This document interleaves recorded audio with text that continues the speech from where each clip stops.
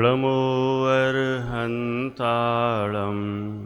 प्रणमो सिद्धाळं प्रणमो आयर्याळं प्रणमो वज्झायाळं प्रणमो लोये सव्यसाहुळं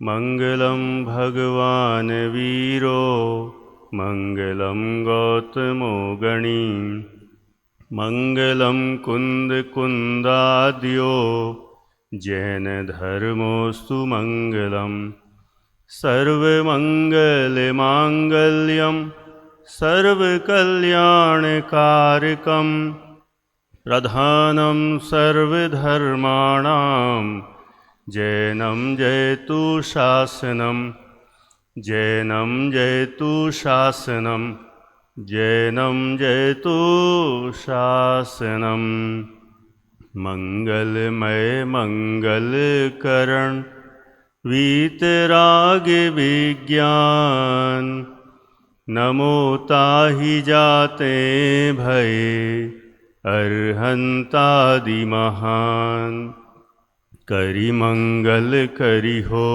महा ग्रंथ करन को काज जाते मिले समाज सब पावे निज पद राज पावे निज पद राज बहुविधि मिथ्या गहन करी मलिन भयो निज भाव ताको होत अभाव है सहज रूप दर्शाओ सहज रूप दर्शाओ। आचार्य कल्प पंडित टोडरमल जी द्वारा विरचित श्री मोक्ष मार्ग प्रकाशक जी नामक ग्रंथ है। इसमें 5वां अधिकार अपना चल रहा है। 5वें अधिकार में भी श्वेतांबर मत विचार और उसमें भी उनके द्वारा मान्य देव गुरु धर्म का स्वरूप, इन सब पर चर्चा हो चुकी है। और आज उन्हीं के श्वेतांबर मत में एक स्थानक संप्रदाय है, उसी में जो ढूंढक मत चलता है स्थानक में ही, उस संबंधी आज अपन चर्चा करेंगे। पेज नंबर है 158, 158 नंबर का पेज है। आपको ग्रंथ यदि लेना हो तो ले लीजिए, यहाँ पर ही रखे हुए हैं। ढूंढक मत श्वेतांबरों के ही ये चलता है। इनकी गहराई में जाओ तो इधर भी बहुत सारे मत हैं, बहुत। यदि अपन निकालेंगे तो उनके बहुत सारे गच्छ चलते हैं, क्या क्या चलता है, फिर उसके अंदर भी बहुत बहुत है। फिर ये किसने चलाया, कब चलाया, आज हमने देखा, सब बहुत विस्तार है। और कहाँ कहाँ तक पढ़ते रहो, ढूंढक मत को भी ढूंढते ही रहो, हैं। इनने चलाया, उनने चलाया, ये उनसे अलग शाखा हुई, उनने चलाया, ऐसा सब बहुत डिटेल है। सोचा ये बताऊं, लेकिन मैंने क्या करना। और पंडित टोडरमल जी ने शॉर्ट फॉर्म में इतना बता दिया, उतना ही जान लो बस, वो पूरा प्रयोजन अपना निकाल लो। अब उसमें पूरा डिटेल में जाओ, कब हुआ, कब अलग हुआ, किसने स्टार्ट किया, उससे हमें करना क्या है? कुछ नहीं, कोई प्रयोजन नहीं है।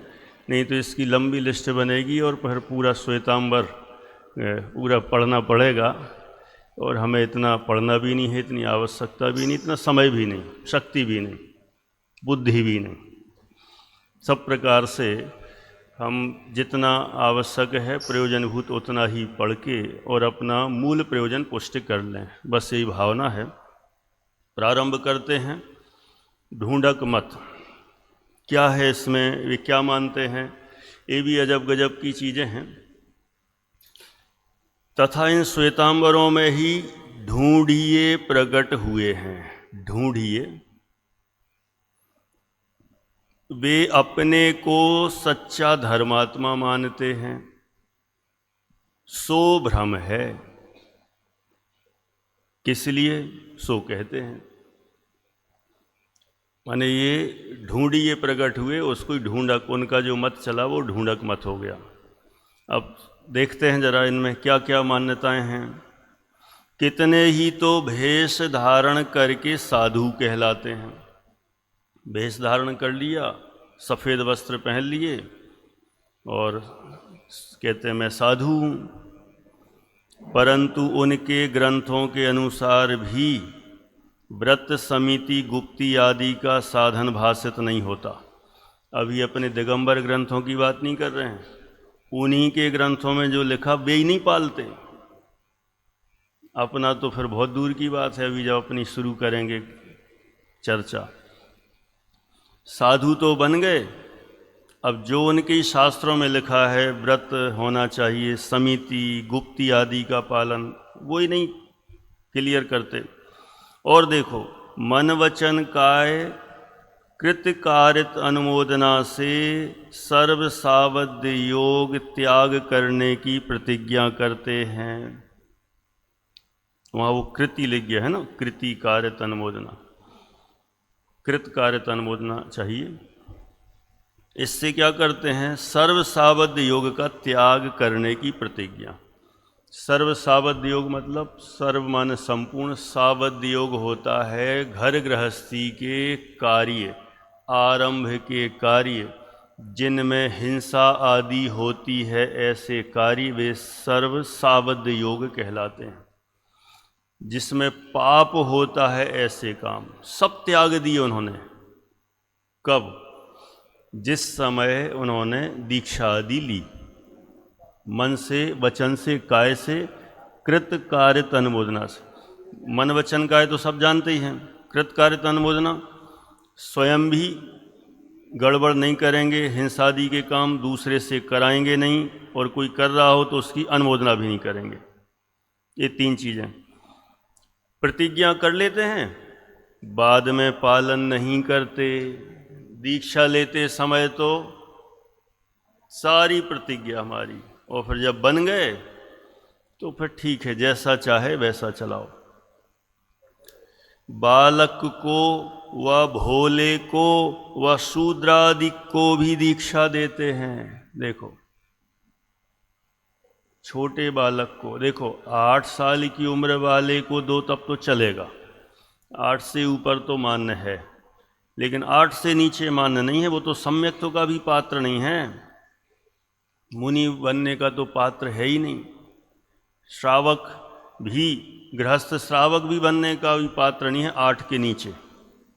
हाँ, जन्म से लेके सम्यक्त्व लाया हो वो अलग बात है, लेकिन उसी भाव में सम्यक्त्व प्रकट करने की पात्रता नहीं। अपने चरणानुयोग में तो अभिषेक प्रक्षाल करने की भी उसमें बताया कि भाई अभी मत करो, 8 के बाद ही सब शुरू होगा। इनके यहाँ तो उसके पहले भी दीक्षा दे देते हैं, है ना, ऐसा भी चलता है। और भोले को, भोला मतलब जो कुछ धर्म जानते ही नहीं, बेचारा, बेचारा ही कहें, भोला भाला है, और उसको लगा, गया साधु के पास, मैं दुखी हूँ, परेशान हूँ, कोई बात नहीं, आ जाओ मेरे पास, सब छोड़ के आ जाओ, सुखी हो जाओगे। आ जाओ, ये पहनो, ये रहो, मेरे साथ चलो, आहार विहार, ऐसा होता है सिस्टम, सुखी हो जाओगे।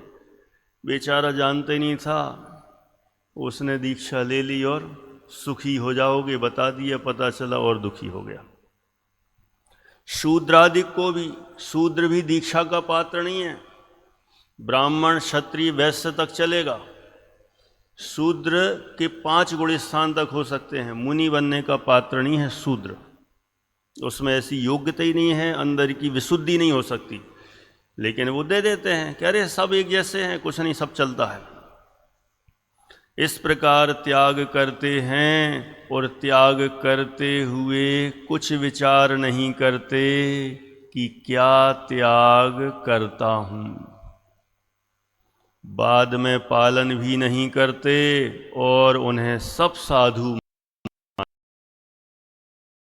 बस बन गए, निकल पड़े और भोले भाले प्राणी तो समझते नहीं। आज भी इतना पढ़ा लिखा माहौल है, कहते हैं सब पढ़े लिखे लोग भी पढ़े लिखे ही अनपढ़ बने हैं। हाँ, पढ़ाई लिखाई क्या होती है? 2 2 4 2 स्क्वायर कितना हुआ आरजबी? 2 का स्क्वायर है 2 का स्क्वायर 4, 2 का क्यूब 8। मतलब मैं तो ऐसे ही कह रहा हूँ, मतलब अपन को ये जानना है, इसको पढ़ा लिखा नहीं कहते। अच्छा, कोई दिक्कत नहीं, इसको पढ़ा लिखा कहते नहीं, वो बता भी देती तो हम कोई खुश होने वाले नहीं थे है ना। इसको पढ़ा लिखा कहते नहीं, a+b का होल स्क्वायर और ये थीटा और वो थीटा, ये ग्राफ से ये बना लिया वो बना लिया, साइंस मैथ्स कॉमर्स और फिर CA BA MBA और कलेक्टर फलेक्टर, इसको पढ़ाई नहीं कहते। ये तो लौकिक डिग्रियां हैं। ऐसा पढ़ने वाले भी अंधविश्वासी बने हुए हैं। चेचक हो जाए तो वो माता जी के यहाँ झराने चले जाते हैं, झाड़ू लगवाने हैं कि डॉक्टर साहब के पास तो कोई इलाज है नहीं, डॉक्टर ने तो हाथ खड़े कर दिए, इसका इलाज तो आज तक कोई आई नहीं, इसकी कोई एंटी वो भी नहीं है कि पहले से वो लगा दो, इंजेक्शन लगा दो या कुछ कर दो। कई चीज़ों की आ चुकी है, इसकी नहीं आई, इसका कोई इलाज भी नहीं। वो तो सब कह देते हैं वो तो चलेगा, माता जी सवार हो गई हैं तो अभी कुछ दिन रह के ही जाएंगे। हाँ, वो खुद कह देते हैं। तो लोग जब डॉक्टर के से कुछ नहीं होता तो दूसरी जगह चले जाते हैं झड़वाने करवाने। पढ़े लिखे अच्छे अच्छे इंजीनियर कलेक्टर लोग, कुछ समझ में नहीं आता, फिर काहे के पढ़े लिखे? पढ़े लिखे तो वे हैं जो वस्तु स्वरूप को समझते हैं। बस लौकिक किताबें पढ़ने से पढ़े लिखे नहीं होते। क्या कहाँ चले जाते? हाँ, ऐसे माने पढ़ा लिखा इसको नहीं कहते हैं। अपन को ये समझना है, जो वास्तव में वस्तु स्वरूप को समझने लगा हो उसे ही पढ़ा लिखा कहते हैं। भले वो लौकिक शिक्षा MBA BA ये सब नहीं पढ़ा हो। गुरुदेव श्री तो 6वीं क्लास पढ़े, ये हैं पढ़े लिखे हैं। और टोडरमल जी का नहीं पता, यदि कोई शोध खोज करके निकाल ले कौन सी क्लास पढ़े, क्या होता वे भी ऐसा ही हों। और कोई बड़ी बड़ी डिग्रियां ले ली, 20-25 साल से पढ़े ही रहे हैं, पढ़े लिखे कहलाते हैं। इसको पढ़ा लिखा नहीं कहते, डिग्रीधारी को, समझ को पढ़ा लिखा कहते हैं। तो ये सब कर रहे हैं, उन्हीं को साधु भी मान रहे हैं, नतमस्तक हो रहे हैं, साष्टांग नमस्कार कर रहे हैं, और चल रहा है कि हम सब सही हैं, हमने बहुत अच्छा काम कर लिया। और उनने कह दिया तुमने एक बार नमस्कार किया, यहाँ आ गए ना, अब अगला भाव तुम्हारा पक्का मोक्ष। अच्छा, तब तो और बढ़िया। और इस भाव में भी तुम्हारी समृद्धि हो जाएगी, सब कुछ मिलेगा, बस आ जाओ हमारी शरण में। सब खुश हो जाते हैं। ये मूर्खता ज्ञानता नहीं हुई, किसी की शरण में जाने से कुछ मिलता है। मैं तो कहता हूँ ये ढूंढक मत चल रहा है। हम तो कहते हैं कि अपने दिगंबर मुनिराज के पास भी चले जाओ, भगवान के पास भी चले जाओ, और चले जाओ और भगवान सब दे देंगे और अगले भाव में मोक्ष दे देंगे। असंभव है। माने यही है, चला दिया, चल पड़ा, लोगों ने मान लिया। देखो अब आगे, तथा यह कहता है बाद में धर्म बुद्धि हो जाएगी तब तो उसका भला होगा। कहते दीक्षा दिला दो, दीक्षा दिला दो, बाद में समझ जाएगा ना वो। ऐसी बहुत मान्यताएं हैं। 5-5, 6-6, 7 साल के बच्चों को दीक्षा दिला दी, बाद में सुधर जाएगा, पढ़ पढ़ के सीख जाएगा। ऐसा थोड़ी होता है, खेल थोड़ी है, देख देख के सीख जाएगा है। हाँ, देख देख के धर्म बुद्धि हो जाएगी। अब वो जैसे भी हो जाएगी, चाहे पढ़ के चाहे देख के, तब तो उसका भला होगा। मैंने उनका कहना है कि जल्दी दीक्षा दिला देना चाहिए, अच्छा है ना। जैसे अब उदाहरण देना मन में तो आए, दूं के नहीं दूं, लेकिन कई बार ऐसा नहीं होता था पहले, 2-2, 5-5 साल के बच्चे बच्ची की शादी करा दी, करा दो, सब हो जाएगा, बाद में सब समझ जाएंगे, सीख जाएंगे। ऐसा होता है। ऐसे यहाँ हुआ, बाल बुद्धि को करा दो, दीक्षा दिला दो, सब सीख जाएगा।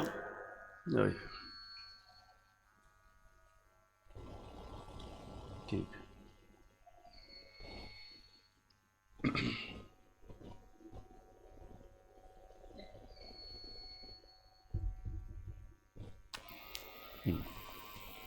परंतु देखो पंडित टोडरमल जी क्या बोलते हैं, परंतु पहले ही दीक्षा देने वाले ने प्रतिज्ञा भंग होती जानकर भी प्रतिज्ञा कराई।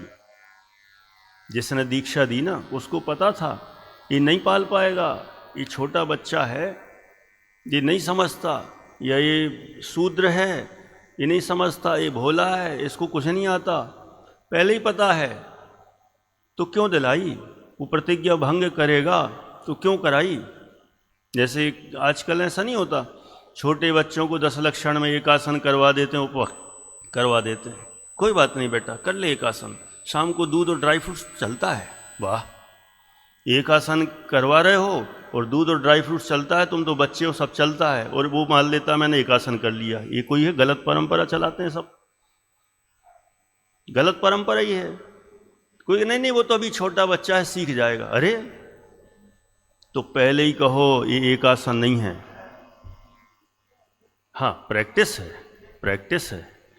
एक आसन के नाम पे तुमने करा दिया, गलत पाठ पढ़ा दिया, अब वो जिंदगी भर उसने सीखा, अपने बच्चों को सिखाएगा, परंपरा तो बिगड़ गई ना। इसलिए पहले ही कहो ठीक है, शाम को दूध ड्राई फ्रूट्स जो भी लेना है ले लो, लेकिन ये एक आसन नहीं है, एक आसन का अभ्यास है, अभ्यास ऐसा है ना। तो उसको एक आसन नाम नहीं देना चाहिए, बराबर, ऐसी बात है। देखो इसलिए कहते हैं पहले ही दीक्षा देने वाले ने प्रतिज्ञा भंग होती जानकर भी प्रतिज्ञा कराई, तथा इसने प्रतिज्ञा अंगीकार करके भंग की, सो यह पाप किसे लगा? बताओ, किसको लगेगा? जिसने दीक्षा दी, दिलाई, उसको तो सबसे बड़ा है। क्यों? उसको पता था ये पालन नहीं कर पाएगा, तो क्यों दिलाई? दिलाने नहीं चाहिए, तो उसका अपराध है। वो तो बालक है, नादान है, बच्चा है, वो क्या जाने, अभी समझ तो आने दो। 8 साल के पहले तक वो समझ नहीं होती है, उसके बाद ले अलग बात है। उसके पहले यदि आपने दिलाई है तो आप ही अपराधी हो। बाद में धर्मात्मा होने का निश्चय कैसा? बाद में धर्मात्मा हो जाएगा, ये भरोसा है आपको? ऐसा कैसे हो? अभी पक्का होना चाहिए कि ये धर्मात्मा अभी है, बाद में हो जाएगा ऐसा सोच के फिर तो कुछ भी करते चलो, बाद में हो जाएगा, ऐसा नहीं चलता। हाँ, ऐसा कैसे हो सकता है ना? जन्मांध हो और दीक्षा दे दो, आंखें बाद में आ जाएंगी, ऐसा हो सकता है? नहीं, बाद में क्या पता कोई टेक्नोलॉजी तो आंखें आ जाएंगी, या दीक्षा लेने के पुण्य के प्रताप से आंखें आ जाएंगी। ये कोई बात होती है? ऐसा संभव नहीं है। तथा जो साधु का धर्म अंगीकार करके यथार्थ पालन ना करे, उसे साधु माने या ना माने? क्वेश्चन बोलो। साधु का धर्म अंगीकार किया और यथार्थ पालन नहीं करता है, जो आगम में लिखा है, शास्त्र में लिखा है, वैसा पालन नहीं करता है, तो बताओ उसको साधु माने या नहीं माने? क्या लगता है आप लोगों को? क्या लगता है जो बाहर से पधारे हैं? यदि सही पालन नहीं करता तो उसको साधु माने कि नहीं माने? नहीं मानना चाहिए ना। अब जरा देख लो यहाँ उत्तर। यदि माने तो पंडित टोडरमल जी एक तरफा नहीं बोलते, दोनों ही एंगल को क्लियर करते हैं कि तुम यदि मानोगे तो ये खतरा, नहीं मानोगे तो ये खतरा। खतरा तो दोनों जगह है, क्योंकि पहले ही गलती की, इधर कुआं उधर खाई क्यों आई? तुम गलत रास्ते पर चल गए, तो फंसना तो दोनों तरफ से है। है ना। इसलिए पहले ही सचेत कर रहे हैं, दोनों रास्ते में खतरा है कि यदि उसको साधु मानोगे ना, तो जो साधु मुनि नाम धारण करते हैं और भ्रष्ट हैं, उन सबको साधु मानो। बोलो कि मैं मुनि हूँ, ऐसे तो ढेरों मिल जाएंगे दुनिया में, अन्न मत मतांतर वाले ही मिल जाएंगे। वे कहते हैं हम भी साधु हैं, भगवा वस्त्र पहनने वाले भी साधु हैं, हल्दी वो पोत लेते हैं पूरे में और ऐसे 3 वो लगा के और यहाँ चंद्र बिंदु लगा देते हैं, हम भी साधु हैं। तो सबको मानो ना साधु। यदि ये साधु हैं तो वे भी साधु हैं। वे कहते हैं हम भी तो साधु हैं, और ना माने तो इनके साधुपना नहीं रहा, फिर तो ये भी साधु नहीं है। यदि नियमों का पालन नहीं करते हैं, प्रतिज्ञाओं का पालन नहीं करते हैं, व्रतादि जो उनके कहे हैं नियम उनका पालन नहीं करते हैं, वे तो साधु हैं ही नहीं। तुम जैसे आचरण से साधु मानते हो, उसका भी पालन किसी विरले के पाया जाता है। सबको साधु किस लिए मानते हो? देखो, जिनके वो पालन हो तब तो उनको साधु मानो। वो बिरले ही मिलेंगे जो वास्तव में साधुपने को अंगीकार करते हैं। सबको साधु क्यों मानते हो? बस वो भेष धारण कर लिया और वो जो भी उनके 14 उपकरण हैं वे रख लिए, और फिर जैसा चाहे वैसा करो, जब चाहे आहार लो, जितना चाहे लो, जहाँ चाहे लो, जिन चाहे के यहाँ लो। कोई सिस्टम नहीं, कोई विधि नहीं, कोई नियम नहीं, कोई 46 दोष बिना 32 अंतराय टाल के, ये कुछ नियम नहीं चल रहा है। ऐसा कैसे चलेगा? यहाँ कोई कहे हम तो जिसके यथार्थ आचरण देखेंगे उसे साधु मानेंगे। करेक्ट देवेंद्र जी साहब, किसको साधु मानेंगे? जिनका यथार्थ आचरण दिखेगा ना, अच्छा आचरण करेंगे उसको, सबको नहीं। जैसे अपने यहाँ दिगंबर मुनियों में जो 28 मूल गुणों का पालन करेगा हम उनको साधु मानेंगे, सबको नहीं। नग्न होने से साधुपना नहीं होता है। 28 मूल गुणों का पालन करेगा उसको साधु मानेंगे, बराबर है ना। अपने यहाँ तो ऐसी है ना सामान्य। अब अंतरंग को तो कौन चेक करे? बहिरंग से ही चेक करना हो तो 28 मूल गुणों के यथार्थ पालन हो उसको मानेंगे, बाकी को नहीं मानेंगे। अपने यहाँ जैसे मान लो कोई ऐसा कहता है, उनके यहाँ कह रहे हैं जो यथार्थ आचरण देखेंगे उसे साधु मानेंगे और को नहीं मानेंगे। यदि वे गड़बड़ करेंगे तो उनको हम साधु नहीं मानेंगे। चलो अब उससे पूछते हैं, एक संघ में बहुत भेषी हैं। सुनना, ये बहुत गहरा गहरा लॉजिक है। बुद्धि थोड़ी संभाल के पूरा यहीं लगाना पड़ेगी। कहीं इधर उधर लगाई, घर की याद आई और कहीं के कहीं पहुंच गए तो फिर नहीं आएगा समझ में। है सरल उदाहरण, लेकिन वो बहुत उस प्रश्न के अंदर घुसते चले जाते हैं। समझने वाले की जवाबदारी है ना। बाकी तो हम कोशिश करेंगे। क्या बोले हैं उनने? क्या बोला? जो यथार्थ पालन करेगा उसको हम क्या मानेंगे? साधु, और को नहीं मानेंगे। अब देखो, एक संघ में बहुत भेषी हैं। मान लो 100 लोगों का संघ है, अपन यहीं से घटाते जाते। बहुत भेषी हैं। भेषी माने बहुत लोगों ने भेष धारण किया है। किसका? साधु का। कितने अपन ने माना? आर्जवी 100, सिद्धम कितने? 100। वहाँ जिसके यथार्थ आचरण मानते हो वह औरों को साधु मानता है या नहीं मानता? अब 100 में से अपन 2 डिवीजन कर देते हैं। 50 यथार्थ पालन करने वाले और 50 यथार्थ पालन नहीं करने वाले। 2 वैरायटी होगी, कैटेगरी। एक संघ में 100 हैं, 50-50, 50-50 अपन ने डिवाइड कर दिए। तो यहाँ क्या पूछा है? एक संघ में बहुत भेषी हैं, वहाँ जिसके यथार्थ आचरण मानते हो, जिसके मतलब 50 के, वह औरों को साधु मानता है या नहीं? वह माने कौन? जो 50 जो सही हैं, सही आचरण वाले, वे जो और जो शेष 50 बचे उनको सही साधु मानते कि नहीं? मैं तुम्हारी बात नहीं कर रहा हूँ। किसकी बात कर रहा हूँ? जो सही हैं, सही साधु हैं, तुमने जिनको सही माना, पहले तो तुमसे शुरुआत हुई, तुमने जिनको सही माना वे 50।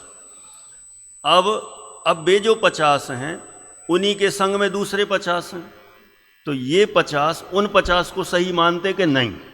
प्रश्न है, प्रश्न चिन्ह खड़ा हो गया, बहुत भारी है। ठीक है, फिर से रिपीट करूं? फिर से बोलता हूं। पहला नंबर तो क्या कहा? 100 लोगों का संग है, 100 साधुओं का, 100 भेषियों का संग है। अब पहले नंबर तो 100 में से छांटो कौन सही कौन गलत, तो वो आपके ऊपर है पहले। ठीक है, आपने छांटा, क्या किया आपने? 50 सही निकाल लिए, 50 गलत निकाल लिए। यहां तक तो क्लियर। अब तुमने तो छांट लिए कि 50 सही 50 गलत, अब उसी संग में है तो 100, तो जो 50 सही हैं वे सही वाले जो गलत हैं उनको सही मानते हैं कि गलत मानते हैं? गलत मानेंगे ना, ये अपन कह रहे हैं। अब अपन उनका जवाब देख लें। देखो, फिर से पढ़ता हूँ।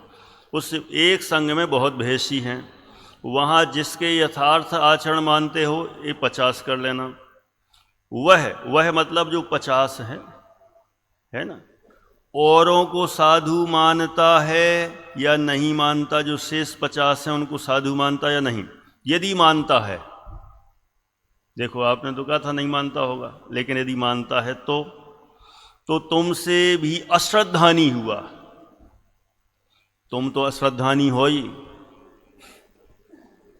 क्योंकि तुम्हें निर्णय नहीं है सही क्या है गलत। और वे तो सही जी साधु है ना, जिनको तुम अच्छा मान रहे हो, वे उनको भी अच्छा मान रहे हैं कि वे भी सही हैं, तो फिर तो और भी बड़े अश्रद्धानी हुए। क्योंकि जो सही हैं, जिनको तुम सही मान रहे हो, वे और बड़ी गलती कर रहे हैं, गलत को भी सही मोहर लगा रहे हैं। वे और बड़े, तुमसे भी बड़े अश्रद्धानी हैं। है मजेदार। उसे पूज्य कैसे मानते हो? किसको? सही वालों को, गलत वालों को? ना, सही वालों को। सुनना, गलत वालों को तो तुम गलत मान ही रहे हो। अब सही वाले जो गलती कर रहे हैं, तो तुम, जिन्होंने गलती की सही वालों ने, तो तुम सही वालों को क्यों साधु मान रहे हो? वे भी तो गलत हुए। कठिन लग रहा है ना? मजेदार। लेकिन इससे तो मुझे अभी तो चल रहा है स्थानक वाला, इस पर ही दिगंबर वाला घटाएंगे ना तो सबको चल जाएगा, घट जाएगा, लेकिन घटा नहीं रहे।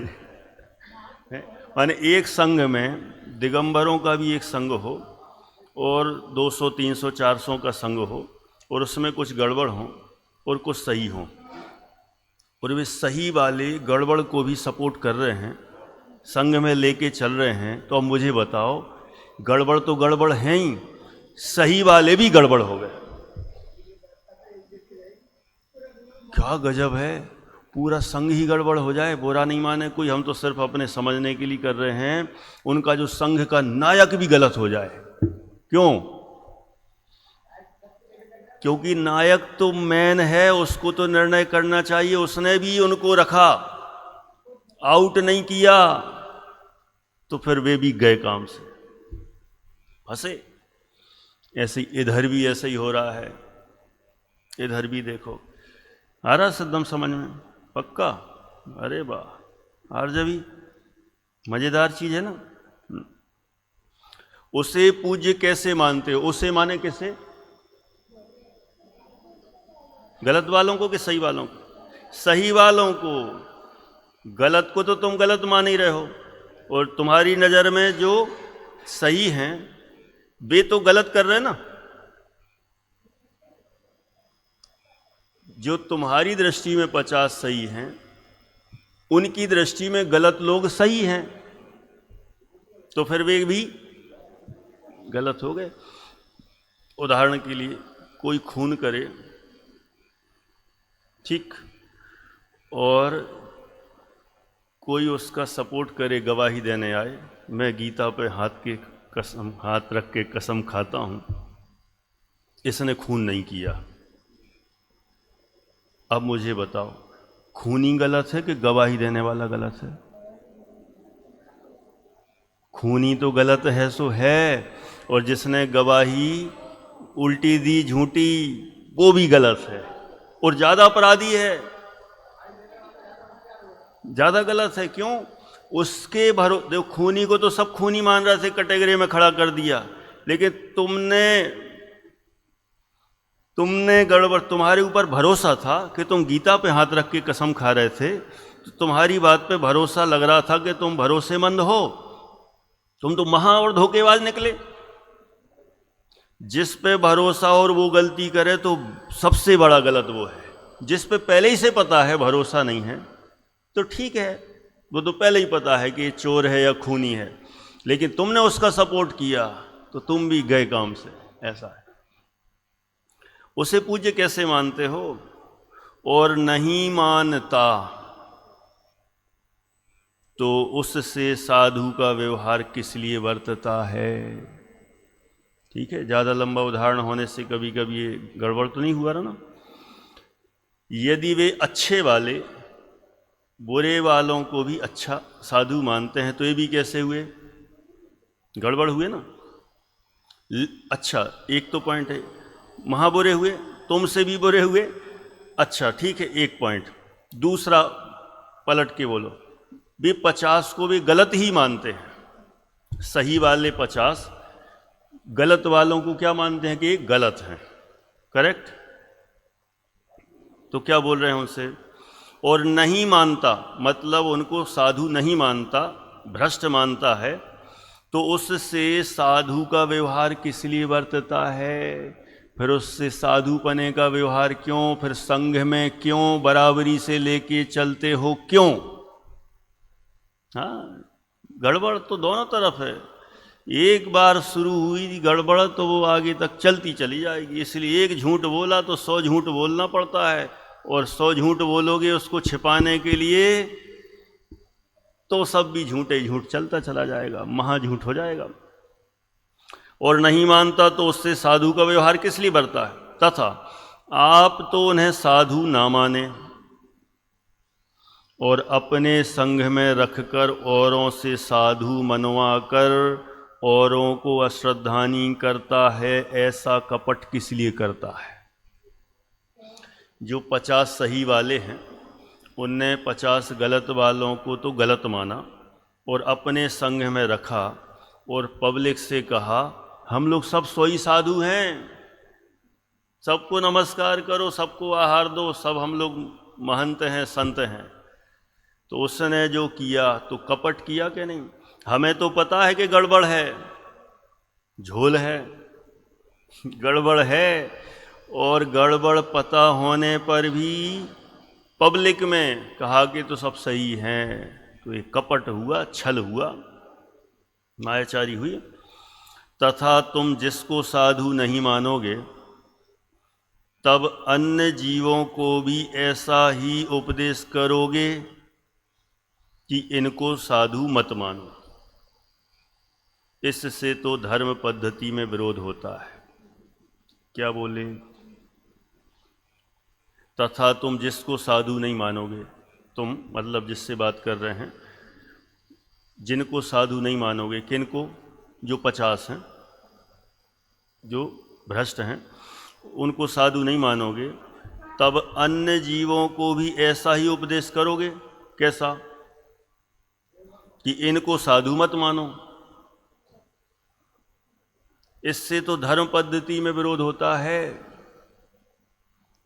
माने बहुत गड़बड़ हो जाएगा, संघ टूट जाएगा और सब जगह हल्ला मचाओगे तो एक साधु के निमित्त से सारे साधु बदनाम हो जाएंगे। अब करें तो करें क्या? छिपाएं तो फंसे, बताएं तो फंसे, अब करें तो क्या करें? कई बार ऐसा नहीं होता पुरानी मूवियों में, जो बड़े नेता होते हैं उनके बेटे बहुत बिगड़ेल रहते हैं, है ना। वे गलत काम करते हैं तो वे नेता लोग क्या करते हैं, छिपाते हैं कि बचाते हैं? नहीं, छिपाते हैं कि बताते हैं? बताएं तो फंसे, और छिपाया और पकड़े गए तो सारी नेतागिरी खत्म, तो भी गए काम से। दोनों तरफ से डूबते हैं। ऐसा ही है, यहां तुम छिपाओगे तो पापी, बताओगे तो संग बदनाम होगा, धर्म बदनाम होगा, सो भी पापी। अब करें तो क्या करें, दोनों तरफ से नुकसान है। और जिसको तुम साधु मानते हो, जो 50, उससे भी तुम्हारा विरोध हुआ। क्यों हुआ? क्यों हो गया? 50 तो सही थे ना।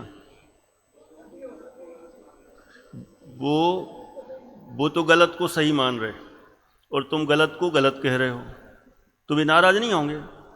मान लो 100 का संग है, तुम 50 को तो मतलब ही नहीं है, वो 50 को नमस्कार करोगे, तो ये जो 50 तुमसे नाराज नहीं होंगे? क्यों? इनको क्यों नहीं किया?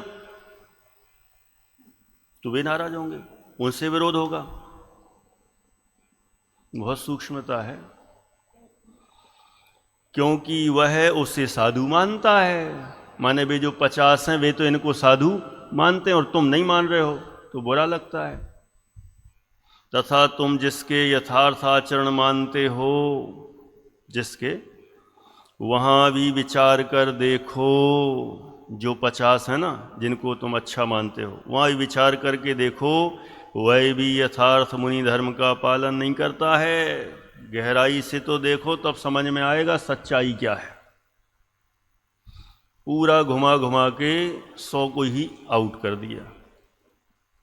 अब बताओ, पहले तो 50 को बचाया था, 50 को फंसाया था, अब 100 ही गए। कोई कहे, कोई क्या कहे, अन्य भेषधारियों से तो बहुत अच्छे हैं। उनसे कौन से वाले? राम राम जपना पराय माला अपना, इस टाइप के साधुओं से तो अच्छे हैं। ये डायलॉग बहुत चलता था ना पहले।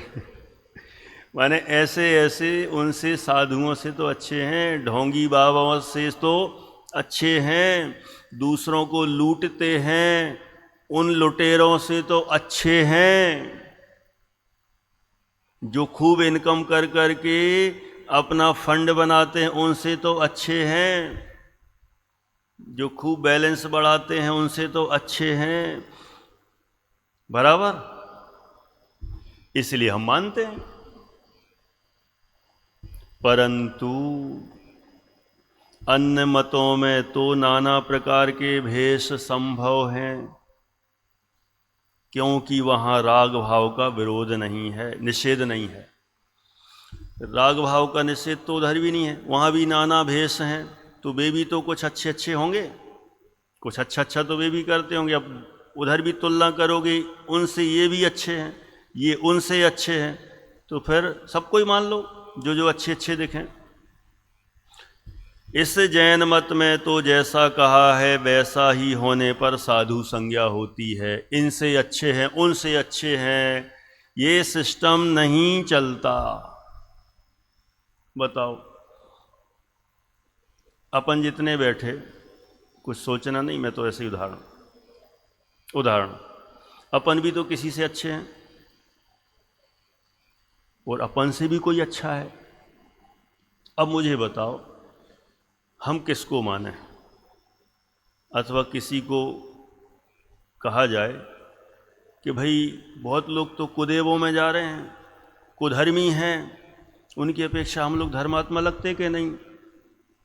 हम ही लोगों को पूजने लग जाओ, काहे को इधर उधर जाते हो? उनसे तो हम अच्छे हैं, हम गृहीत मिथ्यात्व का पोषण नहीं करते, हम रात्रि भोजन नहीं करते, हम जमी कंद आदि नहीं खाते, हम होटलों पे नहीं खाते, हमारा खान पीन अच्छा है, आचरण अच्छा है, ज्ञान अच्छा है, सभ्य हैं, भाषा अच्छी है, हम बहुत लोगों से अच्छे हैं, तो हमें ही मानने लग जाओ। बराबर, हमें स्वामी, हमें गुरु, हमें साधु मानो ना। हम भी तो बहुत लोगों से अच्छे हैं, हम नॉन वेज नहीं खाते, शराब माद मसरा है ना, मद्य मांस मधु का सेवन नहीं करते, हम उनसे तो अच्छे हैं ना, हैं?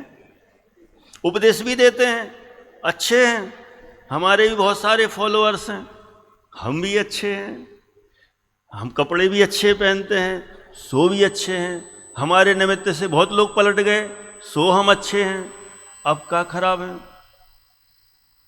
अच्छे ही अच्छे तो हैं, कितनी सारी अच्छाई बता दी, किसी का कत्ल नहीं करते, किसी चींटी तक को नहीं मारते, कितने दयालु हैं हम, जो जीव दिखते नहीं हैं ऐसे अभक्ष्य पदार्थों को, आलू प्याज जमी कंद आदि को नहीं खाते, इतने सूक्ष्म ध्यान रखते, अनछना पानी नहीं पीते, कितना ध्यान रखते हैं, बहुत अच्छे हम, मानो ना हमें साधु। अरे ऐसे इनसे अच्छे हैं, उनसे अच्छे हैं, इससे साधुता नहीं होती। देखो ये भी डायलॉग दिगंबरों में भी चलता है, ये श्वेतांबरों में नहीं, दिगंबर भी कम थोड़ी हैं, वे भी अच्छे डायलॉग देते हैं, हमसे तो अच्छे हैं। वाह, ये कोई धर्म का स्वरूप है, धर्मात्मा का स्वरूप है, तुलना करके अच्छे हैं। गृहस्थ की मुनियों से तुलना हो सकती है, तुलना ही नहीं होती कि गृहस्थ से तो वे साधु अच्छे हैं। अरे गृहस्थ गृहस्थ है, मुनि मुनि है, इसलिए तुलना नहीं, हमसे तो अच्छे हैं, हमसे तो अधिक आगे हैं, हमसे तो बड़े हैं, हमसे तो बड़े तपस्वी हैं, इससे साधु संज्ञा नहीं होती। बढ़िया। अब देखो वैसे ही होने पर साधु संज्ञा होती। यहाँ कोई कहे शील संयम आदि पालते हैं, तपस्चरण आदि करते हैं, सो जितना करें उतना ही भला है, जितना करें उतना ही भला है ना। ये भी चलता है, ये भी चल रहा है, सब जगह चल रहा है, चाहे श्वेतांबरों में हो, चाहे दिगंबरों में हो, चाहे अजैनों में हो। शील संयम आदि पालते हैं, कितना अच्छा कर रहे हैं, तुम करके बता दो, रोज एक एक टाइम भोजन करते, तुम करो, पता चल जाए। सुबह से नाश्ता भर पेट चाहिए, फिर दोपहर में चाहिए, फिर दोपहर की दोपहर जो होती है 2-3 बजे उसमें चाहिए, फिर शाम को भी चाहिए, रात को फरारी चाहिए, दूध चाहिए, ड्राई फ्रूट चाहिए, चाय चाहिए। तुम लोग तो बड़े भ्रष्ट हो, इससे अच्छे तो वे हैं, शील संयम आदि पालते हैं, तपस्चरण आदि करते हैं, सो जितना करें उतना ही भला है। समाधान यह सत्य है। पंडित टोडरमल जी नाराज नहीं करते, एक बार में झटका नहीं देते, ये शैली बहुत अच्छी, हमें भी अपनाना चाहिए। कोई कहे तुरंत काटो मत उसकी बात, बहुत नाराज हो जाता वो, फिर सुनेगा ही नहीं तुम्हारी बात। कोई भी हो, अपने घर में भी हो, कोई सदस्य आड़ी टेढ़ी बात कहे, ठीक है, बढ़िया, अच्छा है, उसको भी अच्छा लगता है, चलो हमारी बात सुनी, फिर परंतु लगाओ उस सुनने के लायक तो उसको बनाओ ना। पहले तुमने पहले ही कह दिया तो अगली बात सुनेगा ही नहीं वो। तुमने कह दिया गलत, चला मैं, अरे सुनो तो, हमें नहीं सुनना, तुमने कह दिया ना गलत, मैं चला, तुरंत भग जाएगा। तुमने कहा सो ठीक, तो ठीक, चलो थैंक यू, परंतु, हाँ चलो परंतु बता दो, परंतु बता दो, परंतु बता दो। यह सत्य है, धर्म थोड़ा भी पाला हुआ भलाई है, परंतु अर्जुन, परंतु प्रतिज्ञा तो बड़े धर्म की करें और पालें थोड़ा, तो वहाँ प्रतिज्ञा भंग से महापाप होता है। ये है अजब गजब का। ये 5वें अध्याय में है, ये फेमस है चीज़, अभी आएगा। अपन को, कई लोगों को जो पढ़ते हैं ना, उनको लगता है कहीं और किसी अध्याय में, 5वें अध्याय में ये चीज़ है और अभी आएगा और मज़ेदार। क्या करे, प्रतिज्ञा तो ली बड़ी और पालन करे थोड़ा, महापाप है। उदाहरण दिया, इसमें ही दिया, नहीं तो मैं सोच रहा था मैं दूं, इसमें ही लिखा है। जैसे कोई उपवास की प्रतिज्ञा करके एक बार भोजन करे, प्रतिज्ञा काहे के लिए, आर्जवी सिद्धम, उपवास की, काहे के लिए उपवास, मतलब पूरे 24 घंटे कुछ खाना नहीं पीना नहीं, सब त्याग, 24 आवर्स। अब उसमें भी बहुत वैरायटी है, मैं शॉर्ट में कह रहा हूँ। 24 घंटे का भी होता है, 36 घंटे का भी होता है, 48 घंटे का भी होता है। अपन तो अभी मोटा मोटा पूरा त्याग किया और एक बार भोजन कर ले तो अच्छा है कि गलत है? कोई कहे क्या दिक्कत है, अच्छा ही तो है, जो दिन भर खा रहे हैं उनसे तो अच्छे ही हैं, दिन भर खा रहे हैं उनसे तो अच्छे हैं। वाह, क्या कुछ भी डायलॉग बनाता है और कुछ भी सिस्टम बनाता है, ये नहीं चलता। रावण से तो हम अच्छे ही हैं।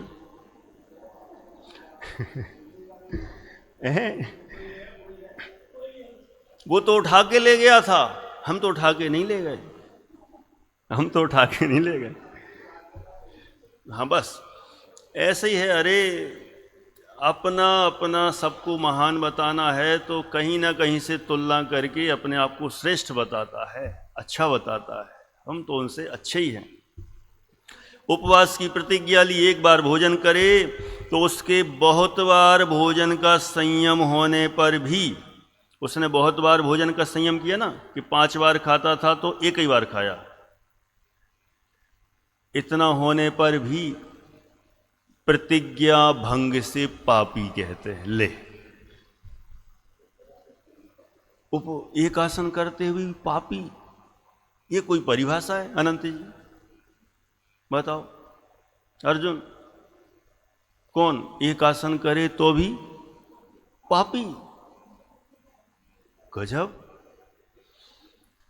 ये परिभाषा तो जैन दर्शन ही बता सकता है और किसी में ताकत नहीं है। तो एक आसन करने वाला वो तो धर्मात्मा होना चाहिए, पापी है।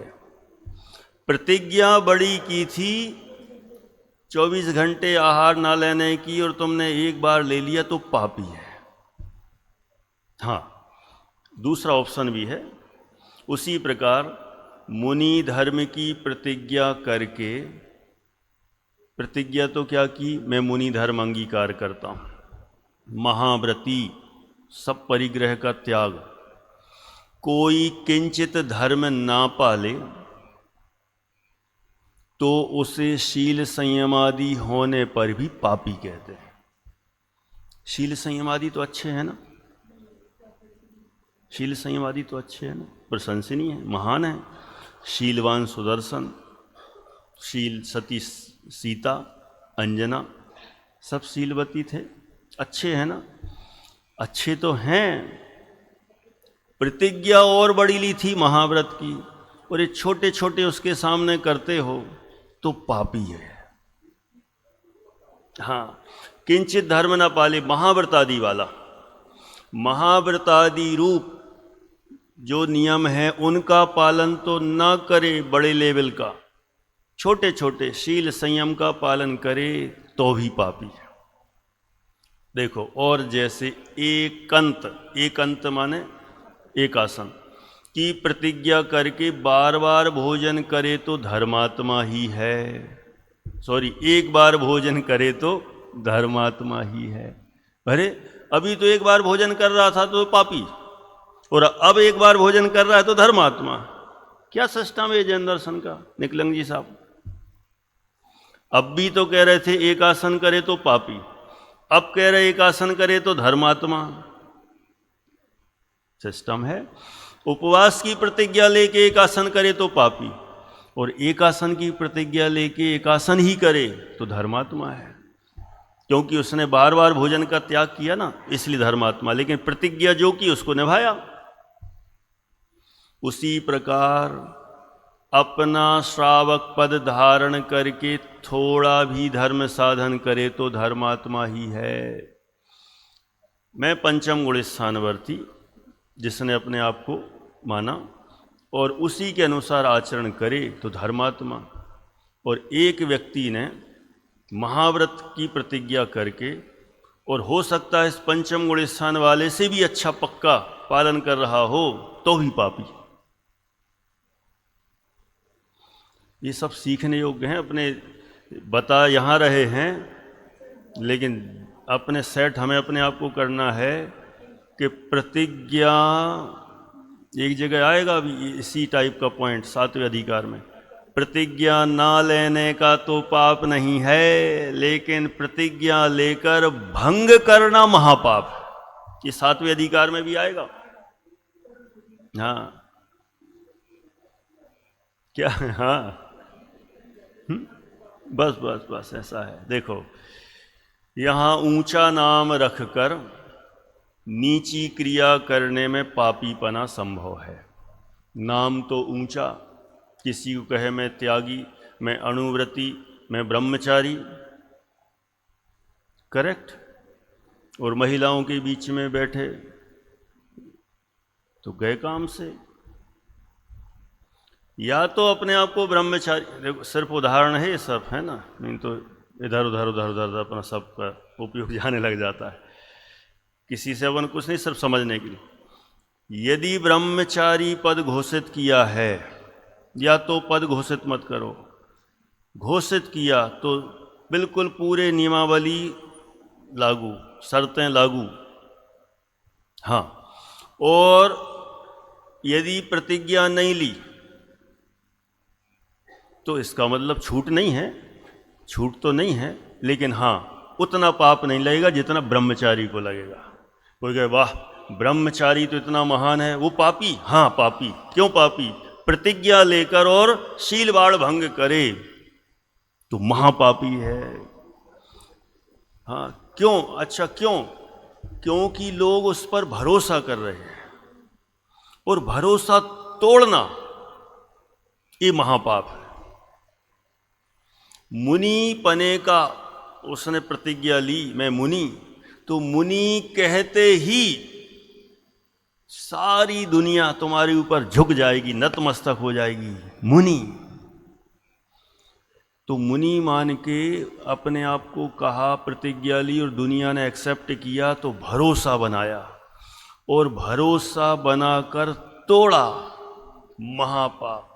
बच झूठ सेती नरक पहुंचा, स्वर्ग में नारद गया। क्यों गया राजा वसु नरक में? भरोसा, भरोसा तोड़ा था।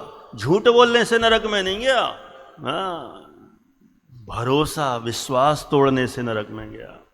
हमें लगता है झूठ बोलने से, झूठ तो हम दिन भर बोलते हैं। सब नरक में जाएंगे? अपन जाएंगे कि नहीं जाएंगे? कोई कहे हाँ हम कहाँ बोलते झूठ, चेक कर लेना।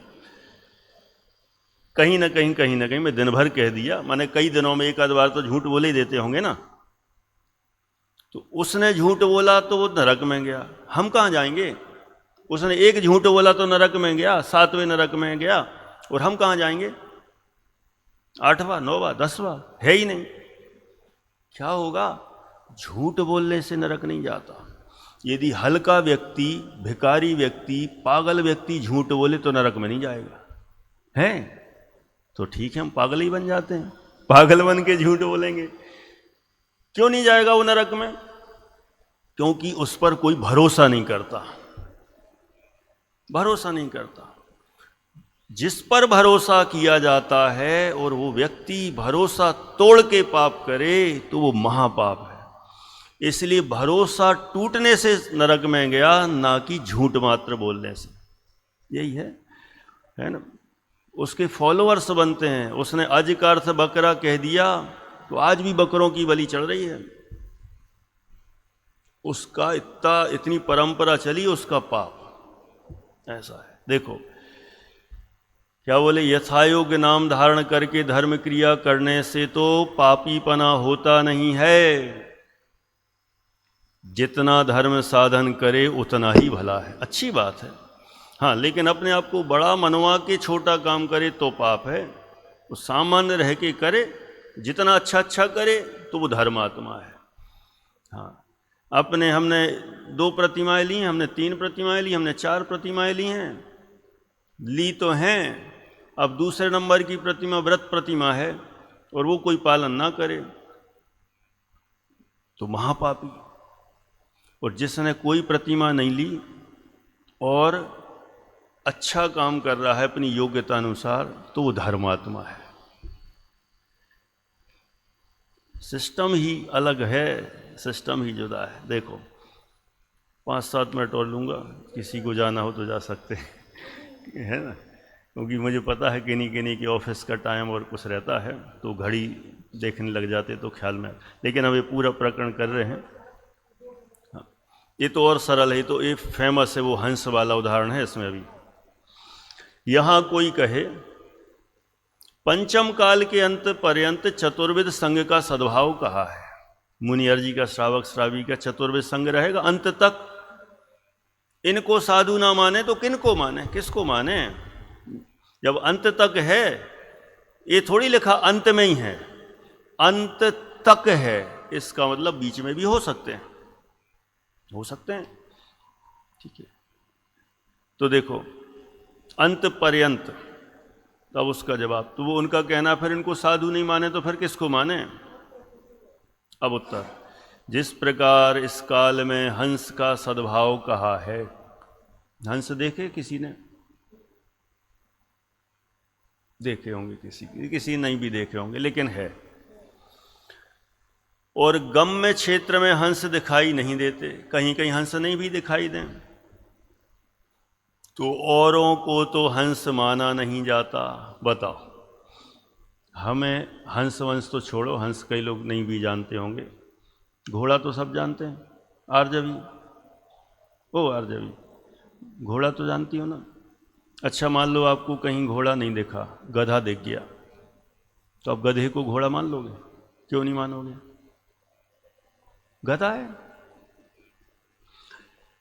तो घोड़े तो मिले ही नहीं रहा ना कहीं, हमने बहुत ढूंढे सब जगह, पूरे इंदौर भर में एक भी घोड़ा नहीं मिला, तो गधे को ही घोड़ा मान लो।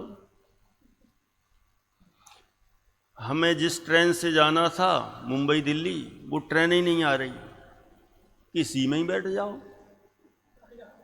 पहुंच जाओगे।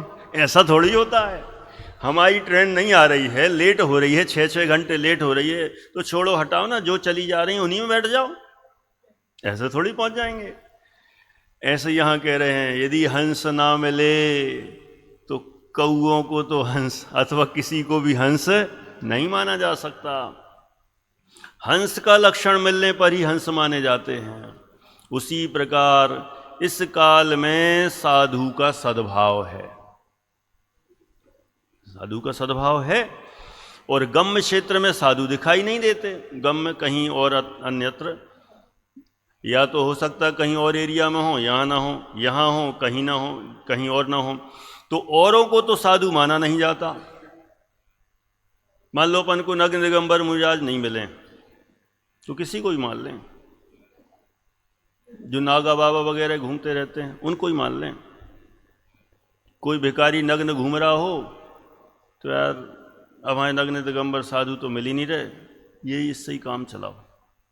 कोई पूछे आपके साधु कैसे होते? ऐसे कह देंगे, नहीं कह सकते।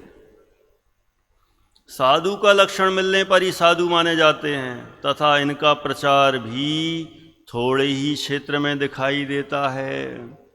वहाँ से दूर के क्षेत्र में साधु का सद्भाव कैसे माने? यदि लक्षण मिलने पर माने तो यहाँ भी इसी प्रकार मानो, लक्षण मिलने पर मानते हो तो यहाँ भी मानो, और बिना लक्षण मिले ही माने तो वहाँ अन्य कुलिंगी हैं, उन्हीं को साधु मानो, किसी को ही मान लो। इस प्रकार विपरीतता होती है, इसलिए बनता नहीं है। अपन गए साड़ियों के मार्केट में, साड़ियाँ नहीं मिल रही थी, जीन्स टी शर्ट ही मिल रहे थे, तो क्या करें? इनको ही साड़ी मान के पहन लो, चलेगा? बोलो दादी जी, नहीं चलेगा ना। ऐसे ही हुआ। तो उदाहरण तो बहुत हैं, समय होता है तो मैं कंट्रोल कर लेता हूँ, बहुत सारे उदाहरण ख्याल में आते हैं जो प्रैक्टिकली घटित होते हैं।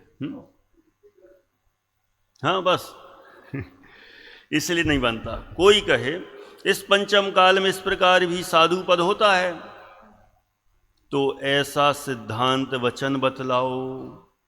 कोई कहे पंचम काल में तो सब चलता है, छूट है, ऐसे ही होंगे, थोड़े शिथिल विथिल होंगे, चलता है। पंचम काल में तो एडजस्टमेंट होती है, 28 मूल गुणों में से थोड़े कम तो चलते हैं, ऐसा तो चलते हैं ना।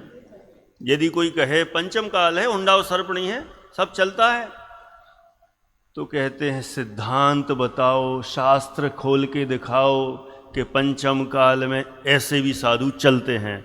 28 में से 20-25 मूल गुण होंगे तो भी चलते हैं। मैं दिगंबर की कह रहा हूं, ये तो श्वेतांबर का चल रहा है।